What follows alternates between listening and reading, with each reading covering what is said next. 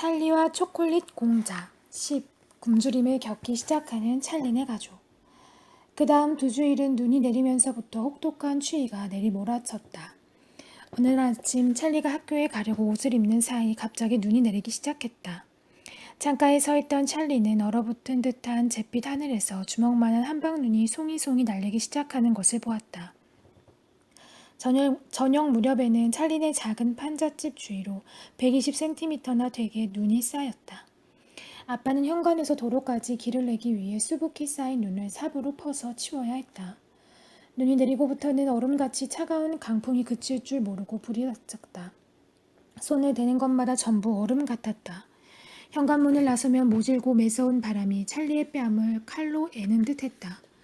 칼날 같은 바람은 창틀과 문틈으로 싸늘한 소리를 내며 집 안으로 몰아쳐 들어왔다.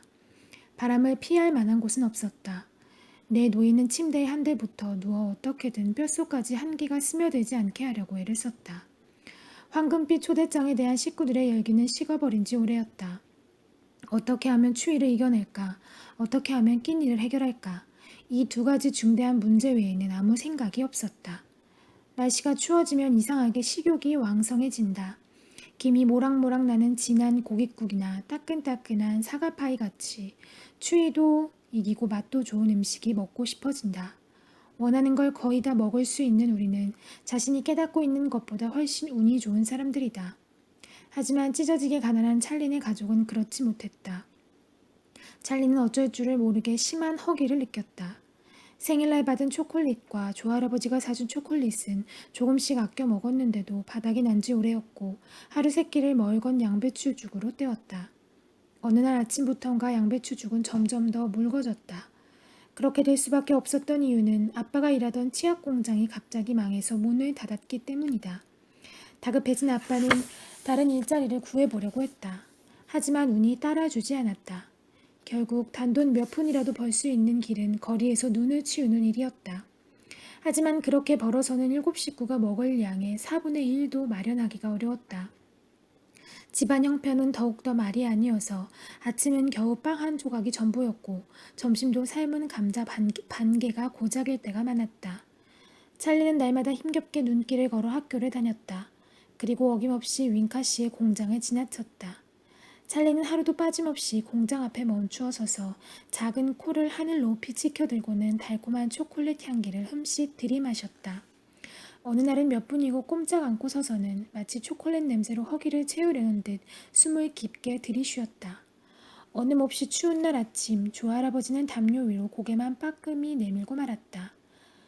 저 아이만은 제대로 먹어야 하는디 우리야 늙은이니께 신경 쓸 게 뭐 있나.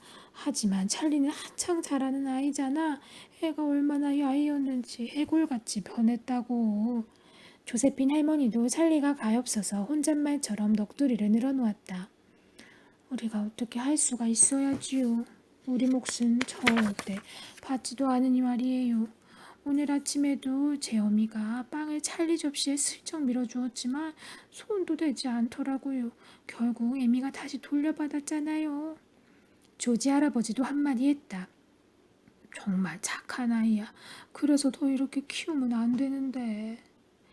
모진 추위는 계속되었다. 찰리는 날마다 조금씩 야위어갔다. 얼굴은 무서울 정도로 창백하고 볼은 움푹 패여버렸다. 뼈와 가죽만 남았다 할 만큼 말라서 이러다간 얼마나 오랫동안 버텨낼 수 있을지 의문이었다. 역경에 처한 아이들은 가끔 놀라운 지혜를 스스로 터득하는 경우가 있다. 찰리가 그런 경우였다. 찰리는 생활 습관을 조금씩 바꾸어 나갔다. 되도록 기운이 빠지지 않게 하려는 것이다. 아침에는 10분 일찍 집을 나섰다. 뛰어서 가지 않을 수 있도록. 쉬는 시간에는 다른 아이들이 운동장에서 눈싸움을 하거나 눈 위에서 나뒹굴며 노는 동안 찰리는 혼자 조용히 교실에 남아 있었다. 무엇을 하든 몸이 지치지 않게 서두르는 법 없이 항상 조심했다. 그러던 어느 날 오후였다. 그날따라 유난히 허기가 심했다. 바람을 피하려고 얼굴을 잔뜩 수그리고 집으로 돌아오던 찰리에게 문득 은빛 나는 물건이 눈에 들어왔다. 그것은 눈 쌓인 도랑에 떨어져 있었다. 찰리는 도랑으로 한두 발짝 내려서서 몸을 구부리고 자세히 살폈다. 반쯤 눈 속에 파묻혀 있었지만 찰리는 단번에 그것이 무엇인지 알아차렸다. 50펜스짜리 은화였다. 찰리는 재빨리 주위를 살펴보았다. 방금 지나간 사람이 떨어뜨렸나? 그건 아닌 듯 싶었다. 눈 속에 파묻혀 있는 걸 보면 그건 불가능한 이야기이다. 대여섯 사람이 코트킷의 얼굴을 파묻고 저벅저벅 바쁘게 소리내며 찰리 곁을 스쳐 지나갔다. 하지만 돈을 찾고 있는 사람은 아무도 없었다. 도랑에 쭈그리고 앉은 어린아이를 눈여겨보는 사람도 없었다. 그렇다면 찰리의 차지가 될까? 이 50펜스짜리 은화가 가져도 될까? 찰리는 조심스레 눈을 헤치고 동전을 파냈다.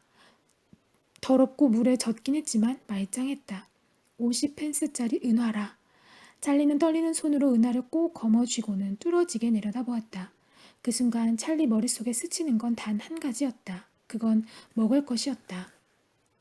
찰리는 반사적으로 몸을 돌려 바로 옆에 있는 가게로 향했다. 10발자국도 되지 않았다. 신문에서부터 문구, 사탕, 담배까지 온갖 종류의 물건을 파는 구멍가게였다. 어떻게 할까? 찰리는 혼자 중얼거렸다. 맛있는 초콜릿을 하나만 사서 남김없이 다 먹어야지. 그리고 거스름돈은 엄마한테 드려야지. 11. 기적이 일어나다. 가게에 들어선 찰리는 축축한 50펜스짜리 은화를 계산대에 놓으며 말했다. 놀라운 맛, 입안의 기쁨, 윙카의 퍼지멜로 하나 주세요. 찰리는 생일날 맛있게 먹었던 초콜릿이 생각났다. 계산대 뒤에 서 있는 주인은 무척 살이 찐 아저씨였다. 입술도 두꺼웠고 두 뺨에도 살이 퉁퉁 쪄 있었다.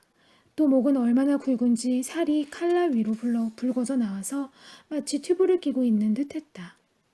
주인 아저씨는 뒤편에 있던 초콜릿을 꺼내어 찰리에게 건네주었다. 찰리는 재빨리 포장을 뜯어 한 입 덥석 깨물어 먹었다.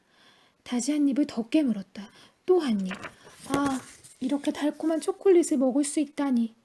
찰리가 허겁지겁 먹는 것을 보고 주인 아저씨가 말했다. 초콜릿이 정말 먹고 싶었구나. 초콜릿이 입에 한가득 들어있던 찰리는 고개만 끄덕였다.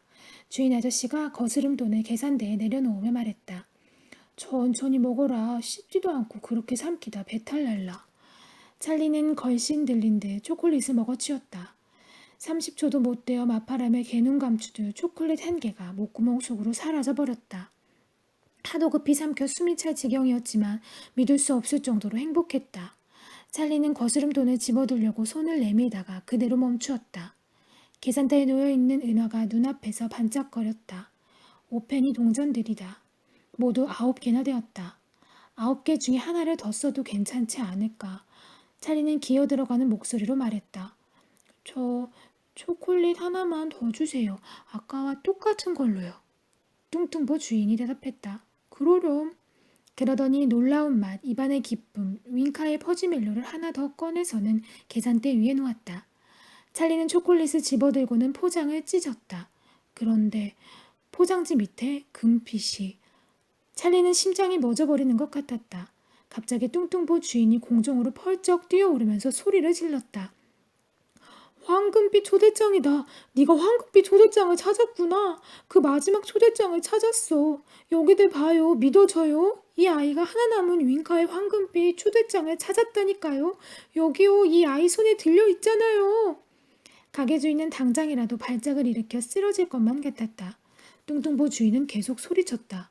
내 가게에서요. 이 아이가 바로 이 보잘것없는 내 가게에서 황금빛 초대장을 찾았다고요. 누구 가서 신문사 사람들 좀 불러와요. 그 사람들에게 알려줘야지. 조심해라 얘야. 포장을 벗기다 찢어지면 안 된다. 그게 얼마나 귀중한 물건이냐. 순식간에 20명이나 되는 사람들이 찰리를 에워쌌다. 거리를 오가던 사람들이 가게 안으로 밀려들어왔다. 모두들 황금빛 초대장과 초대장을 발견한 아이를 보고 싶어 안달이었다. 어디에 있습니까? 높이 쳐들어봐요. 우리도 좀 봅시다. 저기 있다. 저기 아이가 손에 들고 있다고. 저기 봐요. 금색으로 반짝거리지 않소. 우락부락한 남자아이가 분하다는 표정을 지으며 툴툴거렸다. 쟨 어떻게 찾았대요? 좀 가르쳐주라고 해요. 나도 몇 주일 동안 초콜릿만 샀는데. 또 다른 아이는 부럽다는 듯이 말했다.